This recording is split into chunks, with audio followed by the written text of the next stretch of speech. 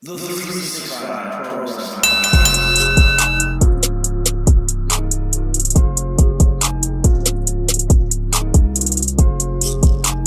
365 Nation, Eddie Osborne here. It is episode number 86 of the 365 Pro Wrestling Podcast, and today I'm gonna lay out. I'm not even gonna say a word. All I'm gonna do is bring you guys to Paul Wright, and he's gonna give you 5 more stories / facts just to celebrate our 15-year anniversary for PWA / 365 Pro Wrestling.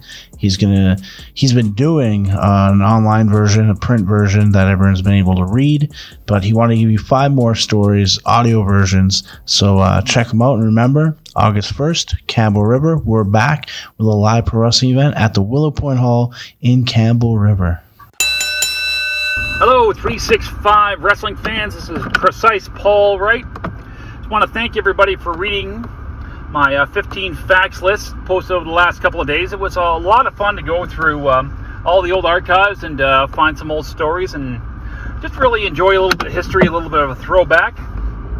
This is an add-on to that. I will now talk about things that didn't make the list. So here are my top 5 stories that didn't make the list. Number 1, Elian Habanero and his trunk fetish.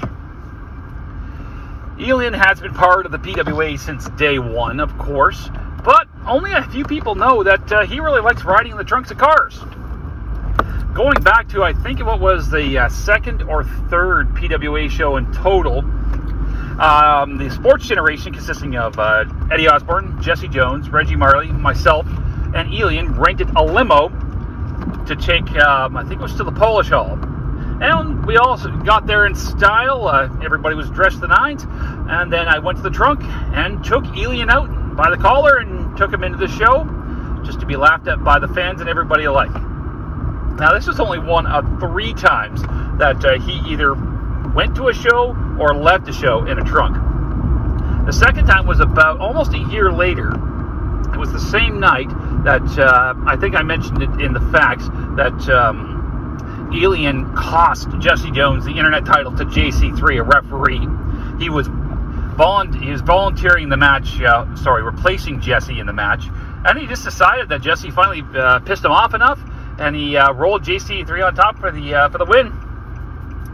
Jesse was absolutely livid and demanded. I was at ringside managing Jesse for the match.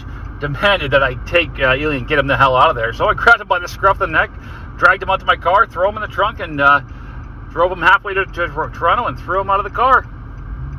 I believe we had one more time where he actually ended up in the trunk of a car in some kind of Falls Count Anywhere match. If anybody can fill in the details on that one, I would greatly appreciate it. But yeah, that's Elian Habanero and the trunks of cars. Here's another story that's just absolutely baffling, but is a lot of fun in my heart. I think it was in 2007, the third year of PWA. We had just started up the shows at the wrestling school. And I was kind of on, Jake O'Reilly was not available at the time, so I ended up in a feud with the masked hideous Blob. All of you know if you don't know him, he's an absolutely classic character from the annals of PWA. And I got the chance to work with him quite a bit, actually. It was a lot of fun. I think we wrestled 4 or 5 times over the space of 2.5, 3 months. But two of the best things that we did, without a doubt. One week, I just showed up. I expected to be wrestling the Blob or in a tag team match against him. And I found out we're having an eating contest.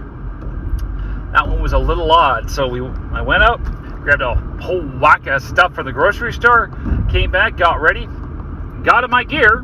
It's an eating contest, but I got in my gear. Me and the Blob squared off, found out it was going to be a best 2 out of 3. So I don't remember what the first item was. I think it was something sweet because the Blob destroyed me, ate it up real quick. I think the second one was a glass of water and it scared the Blob, so I won that one. And the third one was a celery eating contest. Now I took one bite and the Blob almost fell over from a heart attack because he didn't eat celery. And I remember that being the only guy to ever take a fall in wrestling. I picked up the celery, broke it over his head, and scared him off. Yes, you heard that. I scared off a giant 275-pound man with a stick of celery. And the finale to that series of matches, I believe, was about 2 weeks after that. And I believe it was in Brantford. We still can't find the archive for that show. We've been looking for years. But I remember we had one last match to settle it all. And halfway through the match, the Blob, I guess he had some diarrhea or something. He had to run to the bathroom. He made it back in before the 10 count. And we resumed the match. Then the Blob hit me with, I guess, his bonsai splash or whatever he did. I don't have the match on tape, so I don't remember exactly. But the gurgling started again, and he ran to the bathroom. And me, sitting there unconscious, won by countout. So that was the epic feud of Paul Wright versus the masked hideous Blob. My third story, I'm sure a lot of dads and wrestlers out here can appreciate this one, involves Ethan Page. It was, I think it was the spring of 08 actually, and I was in a feud with Steve Brown and Ethan Page. My partner Logan Savage was backing me up. And I had one of those days from hell. 12-hour night shift, didn't sleep a wink the day before. You get home, kids are absolutely screaming and hollering. The wife is just going nuts on you. That's pretty much will finish off anybody. So, got done at home, came to the venue, ran into Ethan Page. We looked at each other. He just knew I was in a pissed off mood. So he just came up to me and said, "We are going to beat the crap out of each other tonight." And you know what? We went out there at the, it was on King Street. Sorry, not King Street. It was on the main stretch in Cambridge. The flea market, sorry, that was it. And we came out, we both did our entrances, came out. There was Father Blob's mom in the audience.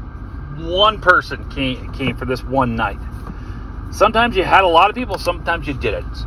So we just looked at each other, we had the camera rolling, and we just beat the ever-loving crap out of each other. Thank you, Ethan Page. That was a night I needed to let some steam out.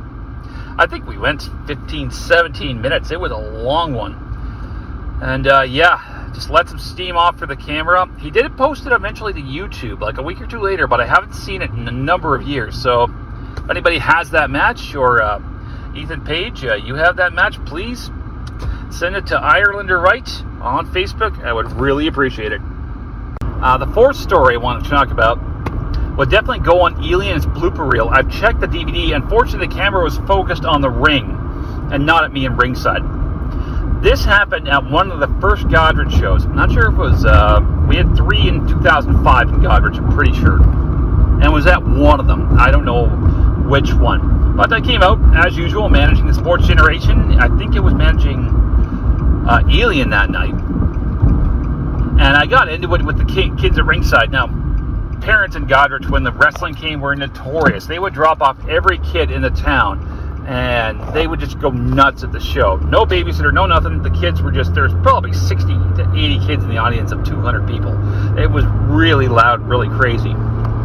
So anyways, I'm egging the kids on, as I always do, and one of them decided to take a swipe at me. I was shocked, and I think I backed off. I didn't want to have any physical interaction with the kid, and I think I caught my ankle on a chair, and I fell down kind of in between the seats where all the kids were sitting. And before you know it, I've got 10, 12 kids, anywhere from the age range of 5 through 9, on me, just putting the boots to me and jumping all over me. Like, I screamed for help. Like, that's a lot of kids to try and pry off on you. I do remember looking off to the right, just for a split second. I saw Jesse Jones sticking his head out from behind the curtain and just laughing his ever-loving head off. Oh, those damn kids in Godrich. They were loud, too. They loved their Mr. Jeff Black. So that was number 4. And the last one's something I'm pretty proud of, actually. My favorite run in PWA had to be my run with Aiden Ray and the Irelanders in 2014, 2015. I think just a lot of things worked out that year. I think it was on top of my wrestling game that year. A lot of the matches just flowed together well. Like, we won the titles. It was for about 6 weeks. It wasn't too long, but hey, we won the titles. I achieved a career top for me. And the match I want to talk about specifically is the first match we had against the Modern Day Warriors. We went out there, I think that was the evening that the women had the gauntlet match for glory, something like that. So they had qualifying matches, then they had the main event later. So we were one of 2 or 3 matches for the guys that night. And we just went out there like we were both fan favorite teams, me and Aiden and the Warriors, and went out, sign of respect, and we just went. Counter after counter, big move after big move. The crowd was eating every bit of it up. Now, unfortunately, this is our first shot at the tag titles. We ended up losing at the end. No shame. It could have gone either way. It was a great match. I was helping Aiden up, and the crowd, standing ovation. They loved every second of it. The crowd starts chanting, rematch, rematch, rematch. And I was just beside myself. Like, sometimes even if you lose a match, the response from the crowd is just, well, replace all that adrenaline with something so much more pure and so much more awesome. So yeah, that's my top 5 moments that weren't on the list. Be sure to stick to 365 on Facebook and Twitter and everything for more interviews, more matches, and everything to come after. Peace.